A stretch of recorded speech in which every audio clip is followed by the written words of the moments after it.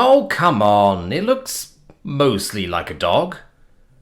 Doug, I have seen what you humans call dogs, and that does not look even remotely like a dog. The Gensap straightened, looking with suspicion and disgust at the creature skittering and mewling in the no-man's land beyond the ditch. Who knows what kind of diseases or toxins it might have? Hell, this little backwater is barely notable for anything other than being gravitationally ideal for long-distance FTL jumps, and that monster certainly wouldn't be winning any awards for aesthetics on either of our homeworlds. The Gensap were, as the humans sometimes unkindly put it, uptight and stubborn, rarely daring to enter the field themselves, unless their families had impressive amounts of debt and obligations to repay to the state. Sequat, I'm sure even you can tell this poor critter needs help. Accentuating his statement, the creature made a small, squealing whine, sounding to the Gensap like a claw being drawn across metal. Come here, little one, Doug said. Sequat snorted with annoyance as the human mercenary held out a piece of ration stick toward the creature. Its body and furred eye stalks tilted upward, and it scuttled forward on 6 shaggy crab-like limbs, making a clicking coo before skidding back as there was a sound of a snapping branch. Immediately, Sequat and Doug's rifles were up, passing over the empty forest to find the source of the sound. Squinting, Doug saw the glint of dappled sunlight off an armored helmet and brought his rifle up, squaring on it and firing. In response, he received an inhuman screech of pain, and he mashed his radio communicator. Contact made. I repeat, contact made. 5 clicks east of the perimeter. At least 1 Moyen. Target injured, unsure if neutralized. He received a crisp and curt acknowledgement from the Gensap controller, and cautiously approached where he had fired on.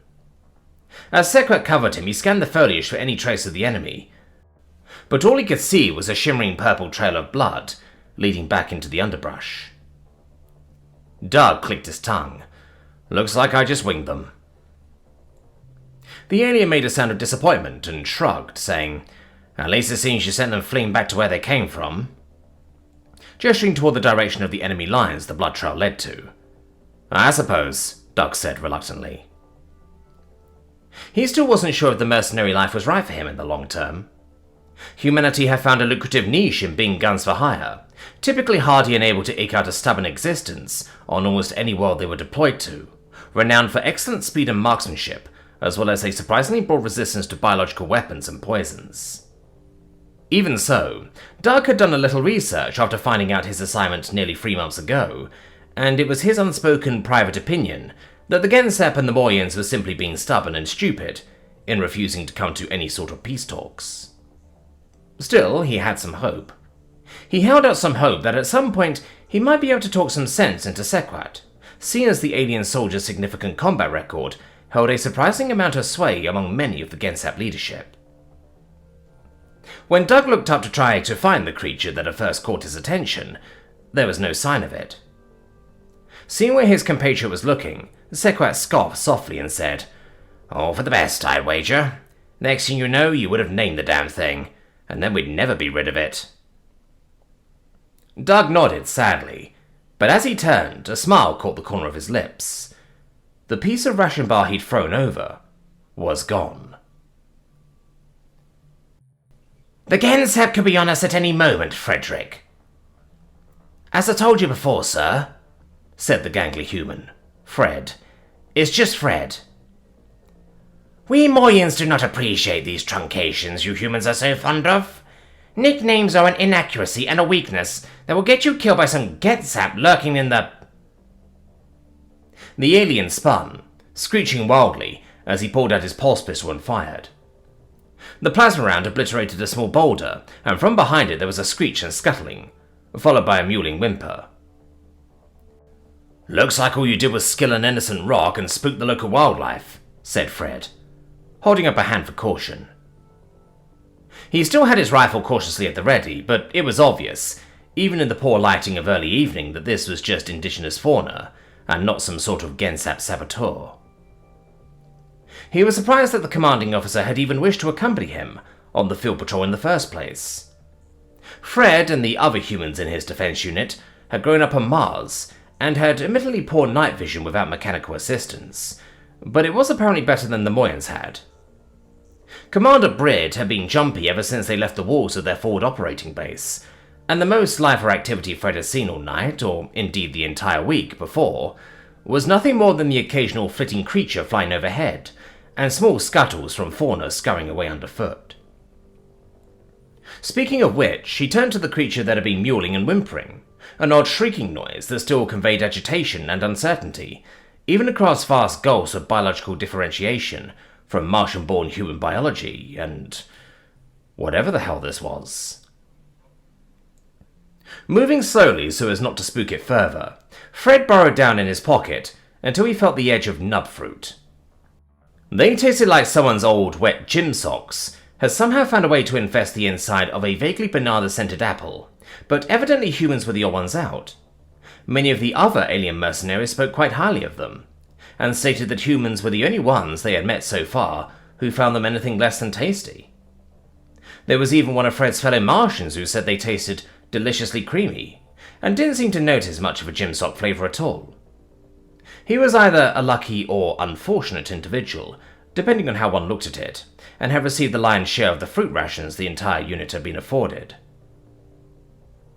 Gently rolling the fruit over to the creature, Fred felt a moment of apprehension as the sound and movement caused the creature to suddenly scuttle backward, eliciting something between a strangled whimper and a gasp from the officer beside him. But Fred had been careful to put himself between the commander's itchy trigger finger and the poor creature ahead of it. The last thing he needed was for some fuzzy, unfortunate whatever this was to be blasted to kingdom come by a commander that Fred had mounting suspicions had only been awarded his station through sheer nepotism. He could feel his apprehension release as the creature took a cautious step forward, picked up the nub fruit, and turned to leap into the underbrush. The flurry of movement elicited another yelp of surprise and a wild shot from the commander, but it had gone well and truly wide of its target. Still, that was 2 shots in as many minutes, and it was only a matter of time before one of the Gensap came to investigate. "I think we've hit the end of this leg of the patrol anyways," Fred said, turning to step back.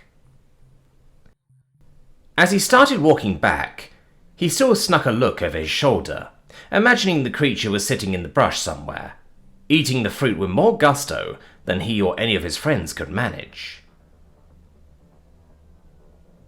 "Fuzzleg! Mr. Fuzzleg! Where are you?"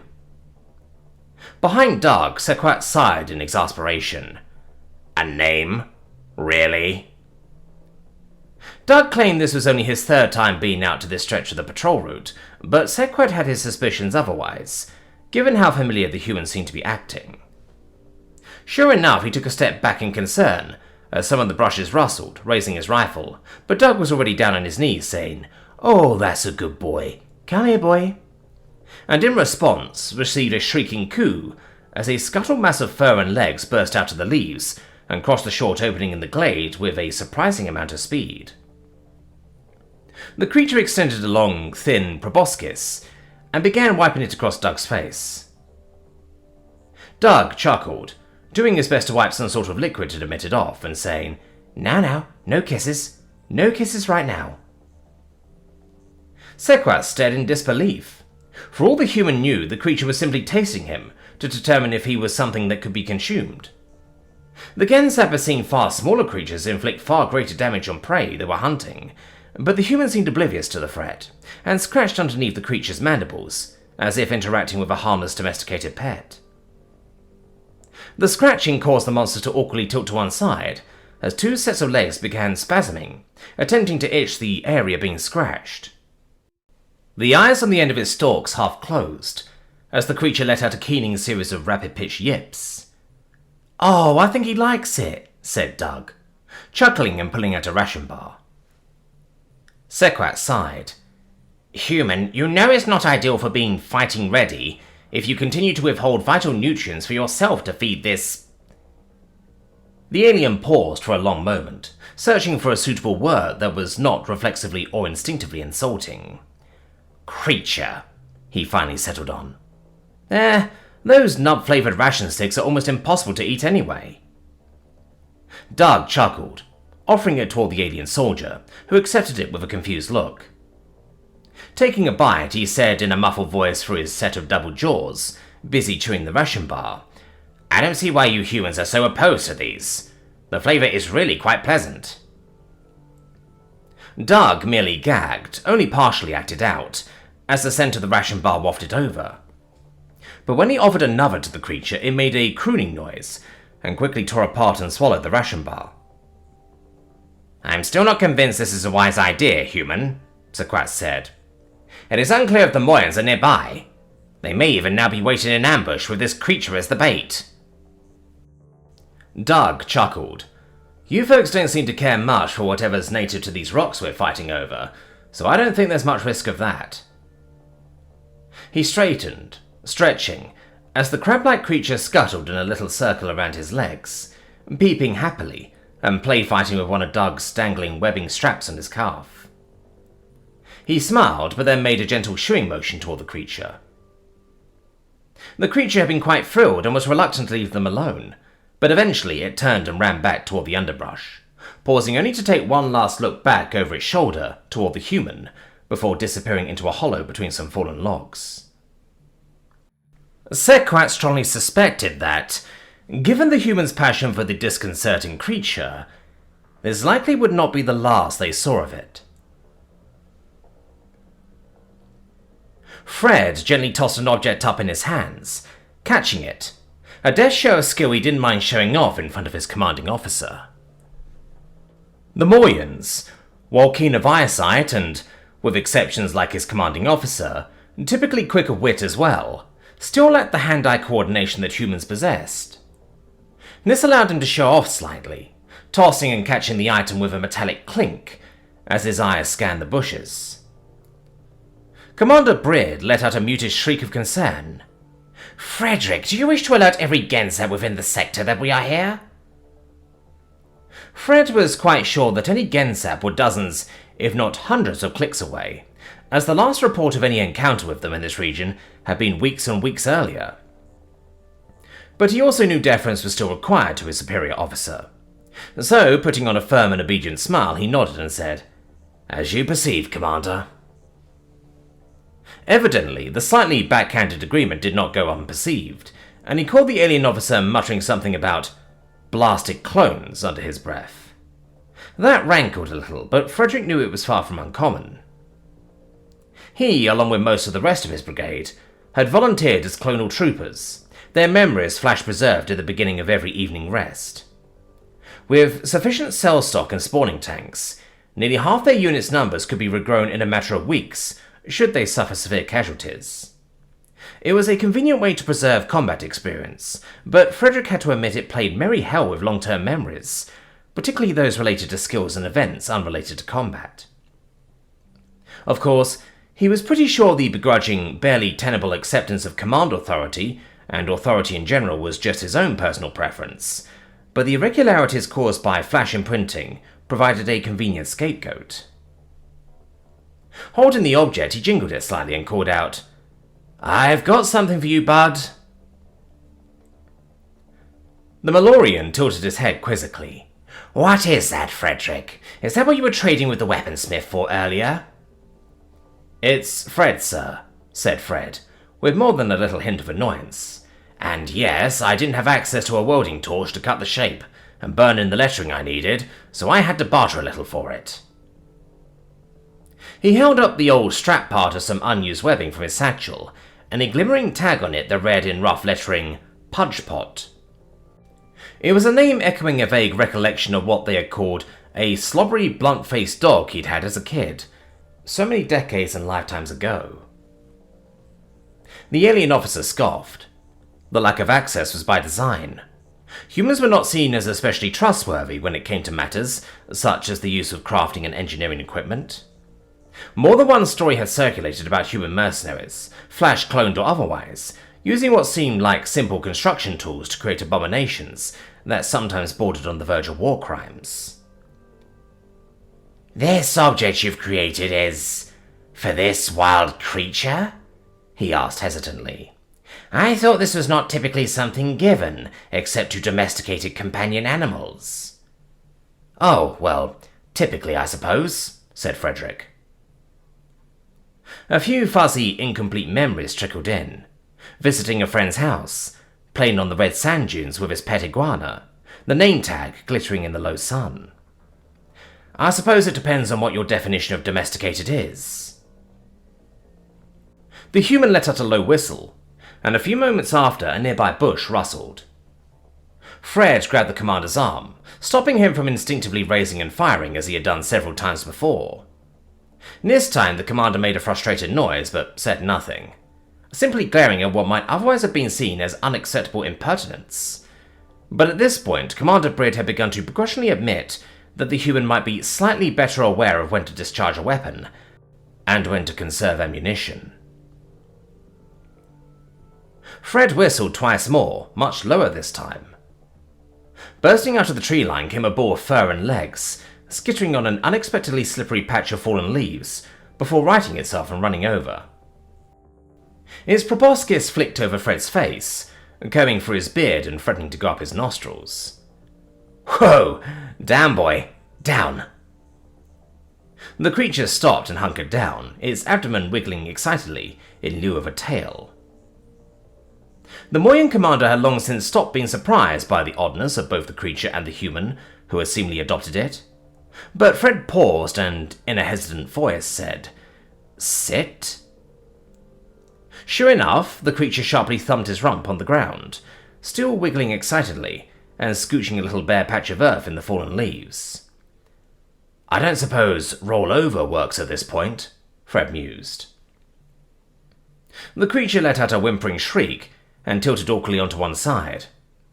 From there, gravity took over, and it toppled all the way over, only to immediately start whining as it struggled futilely, legs wiggling in the air, unable to right itself. As Fred ran over to help, the creature shrieked in excitement and promptly stuck his proboscis up his other nostril. "Ha!" Fred managed distinctly, as he freed his nozzles. "I don't think I taught you that one." "Whatever do you mean, human?" the Moyan commander asked suspiciously. "Are you telling me your psychic powers of animal control have failed you?" "Psychic what now?" Commander Brid, who had been looking rather smug, instantly transitioned to deep uncertainty. "I had assumed the reason it was obeying your commands at all was because of some power you held over lesser beings." Fred, who had just taken a sip from his water canteen, immediately coughed and snorted as a gagging laugh sent water into his sinuses. He spluttered, wheezing, as he tried to clear his airways, only for the commander to look alarmed, drawing his weapon once again and centering it on the creature. "The attack! Has it assaulted you? Poison spores? Venomous spines? What? Oh, hell no. No, I was just caught by surprise, that's all." Letting out a final sputtering cough, Fred wiped his lips and snorted. "I'm not psychic. Hell, no humans are. Not that I know of, anyway. Although this universe is weird enough, I suppose it's not outside the realm of possibility." The Moyan commander frowned. "Then how is it obeying you?" "I'm giving it commands." "Wait, are you saying that thing can learn commands?"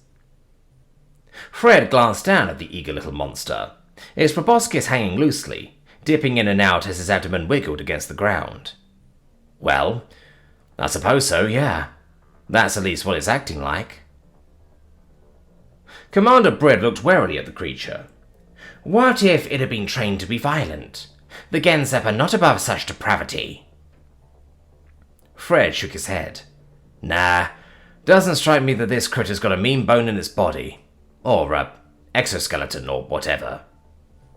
He sighed in exasperation. "But I do think it might have been talking to someone else before." He turned to his commander. "The thing is friendly as all get out. Did you want to give it a pet?" Fred held up the wiggling creature, whose eye stalks swiveled to gaze at the alien officer as he extended a shaking hand towards the nearest furred limb. The commander's expression shifted into one of shock as his scaled hand ran along the creature's extended forelimbs. "By the free, it's soft. Softer than I would have ever imagined." The creature, ecstatic about the attention, wiggled so fast that the Moyan briefly worried it might spontaneously disassemble itself. But then suddenly it froze. Its head craned back toward the bushes before it abruptly struggled free of Fred's arms and bounded into the underbrush. Fred had just managed to clip the collar and tag he had made around the creature's thorax when it wiggled loose. He took a few half-hearted steps to stop it, but then sighed and let out a chuckle. See something else you want to take a look at then? Do you suppose it could be the enemy? The commander asked, voice tense. The Gensep have begun to increase their offenses. Fred gave a reassuring smile. The risk of that? Slim, sir. What the hell would any of the Gensep's forces be doing way the hell out here? Remind me, why are we all the way out here?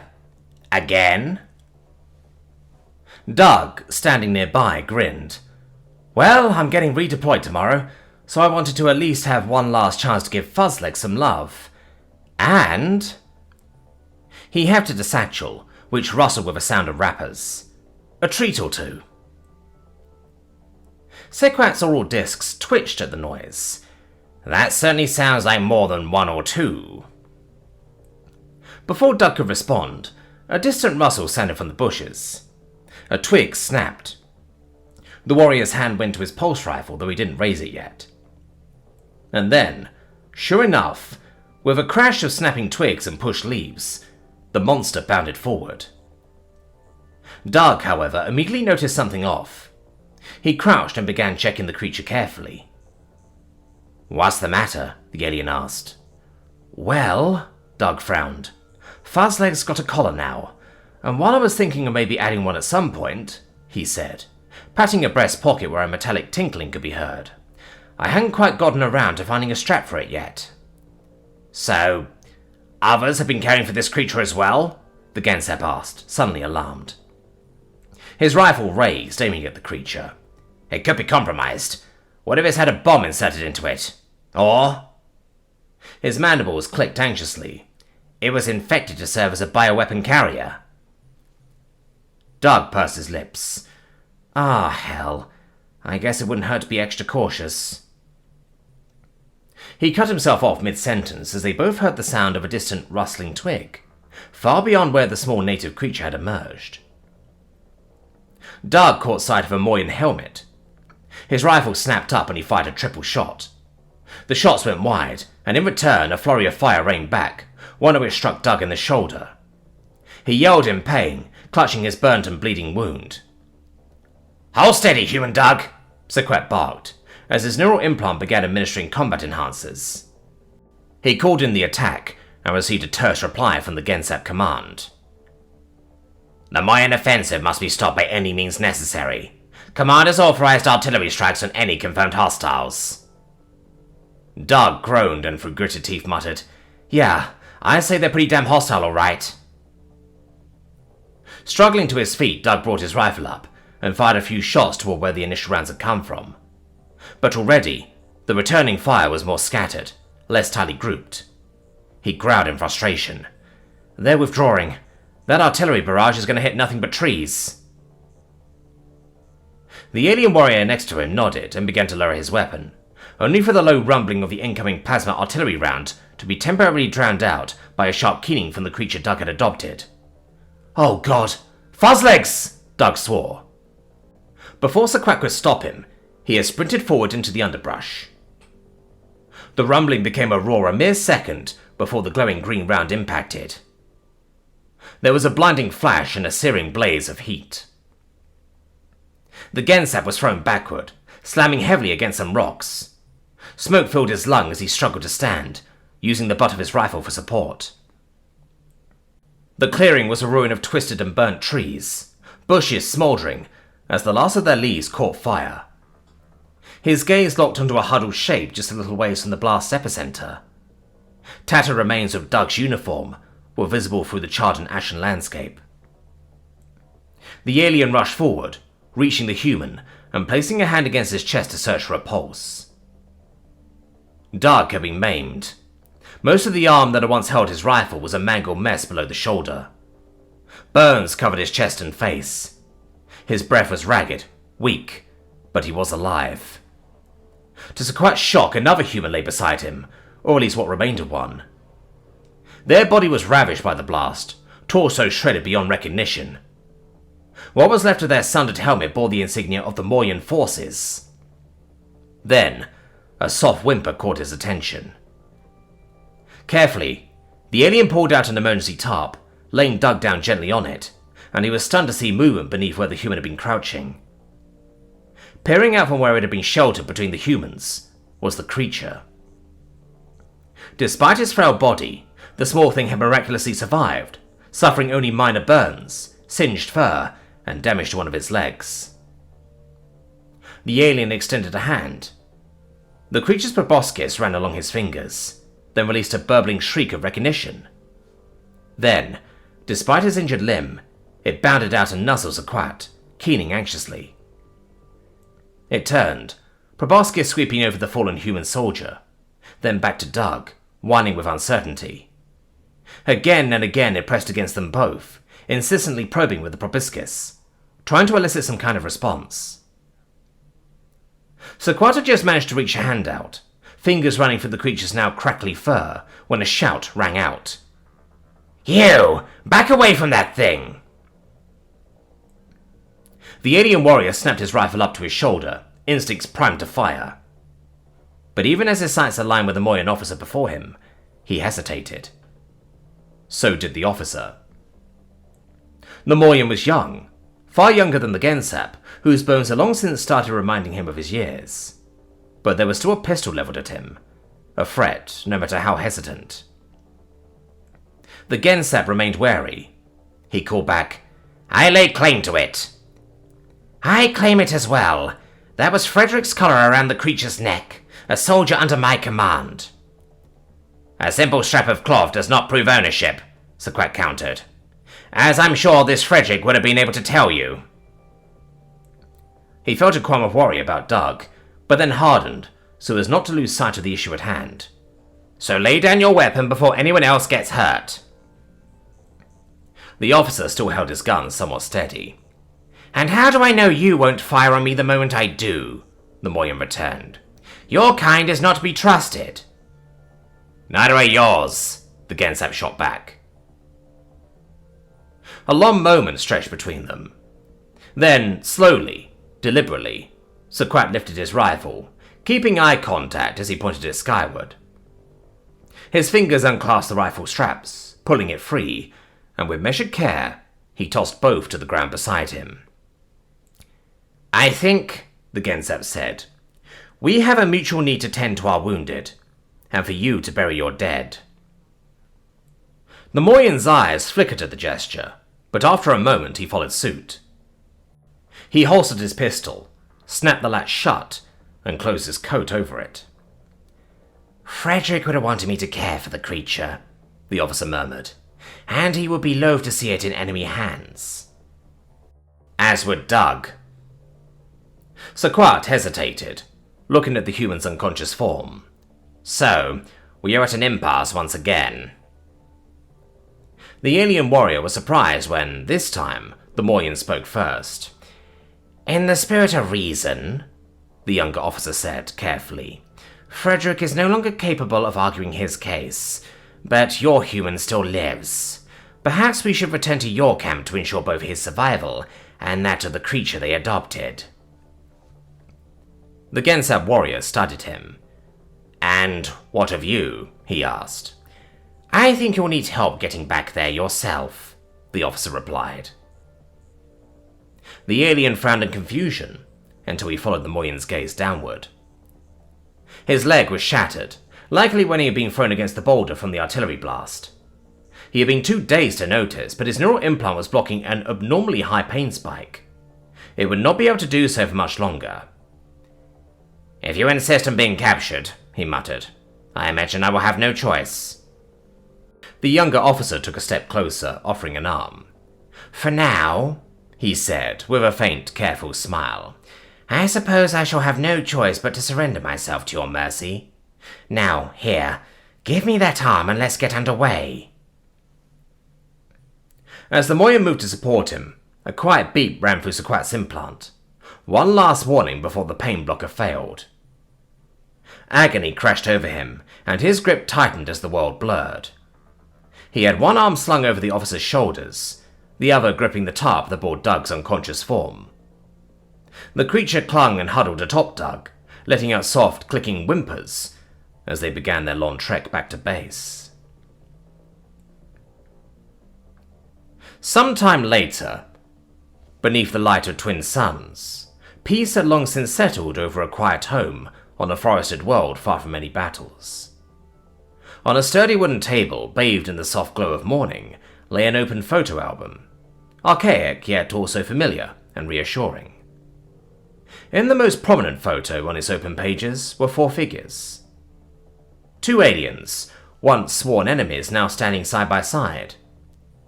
A human still bearing bandages, his injuries fading beneath carefully grafted healing nodules.